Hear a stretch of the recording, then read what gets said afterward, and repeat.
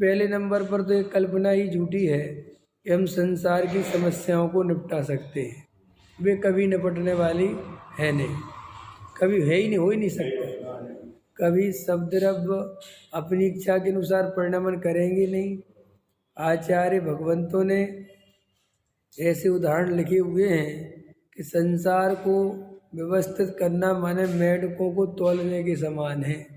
जैसे मेढकों को तराजू पर तौला नहीं जा सकता, एक को रखोगे तब तक दूसरा चला जाएगा, पहला चला जाएगा, दूसरा रखोगे दूसरा चला जाएगा। ऐसे ऐसे ऐसे ही इस संसार में खूब अपन बचपन से सोचते हैं कि पढ़ाई लिखाई करेंगे, कुछ अच्छा बन जाएंगे, दो पैसे कमा लेंगे तो सुखी हो जाएंगे, लेकिन कोई सुख बुख नहीं होता।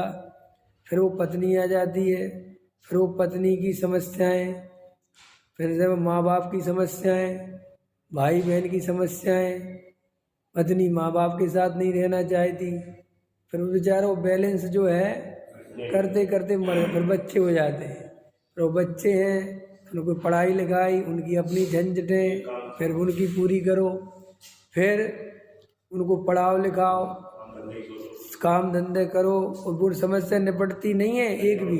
फिर सोचता है थोड़ा बड़े हो जाए, बड़े होता है तो शादी विवाह। अब वो शादी विवाह भी आसानी से नहीं होती।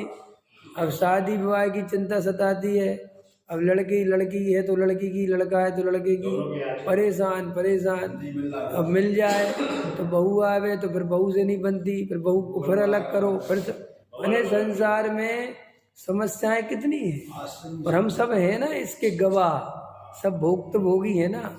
अपने अपने घर की हम बताएं चाहे नहीं बताएं, समस्या तो बहुत है ना। एडजस्ट कर रहे हो वो अलग बात है, अब उसी में थोड़ा बहुत हंस लेते हो, लेकिन वास्तव में तो अंदर तो बहुत तकलीफ है ना, है। इसलिए भैया ये तो संसार का स्वरूप है। तो आचार्य कहते हैं अगर तुम संसार की समस्याओं को निपटाने जाओगे और फिर आत्मकल्याण करने की सोचोगे तो ना समस्या निपटेगी ना आत्मकल्याण कर पाओगे। तो इसलिए ये तो बात अपन समझ लें कि आत्मकल्याण अगर करना है तो इसी समस्याओं के बीच में भेद विज्ञान करके आत्मा की दृष्टि करनी पड़ेगी और ये निर्णय करना पड़ेगा कि एक त्रिकाली ध्रुव ज्ञाय भगवान आत्मा हूँ मैं, इस शरीर आदि मेरे से भिन्न पदार्थ हैं, इनमें मेरा कोई संबंध नहीं है। ये जो औदिक भाव हैं ये भी मेरे से भिन्न हैं, न्यारे हैं। ये सब कर्मोदय जन्य व्यवस्था है और मैंने अनादि काल से भ्रम से अपने को शरीर संयोग वाला माना और उनमें एकत्व महत्व किया, उनमें कर्तृत्व भोक्तृत्व किया और मैं अनंत अनंत संसार में रुलता आ रहा हूँ।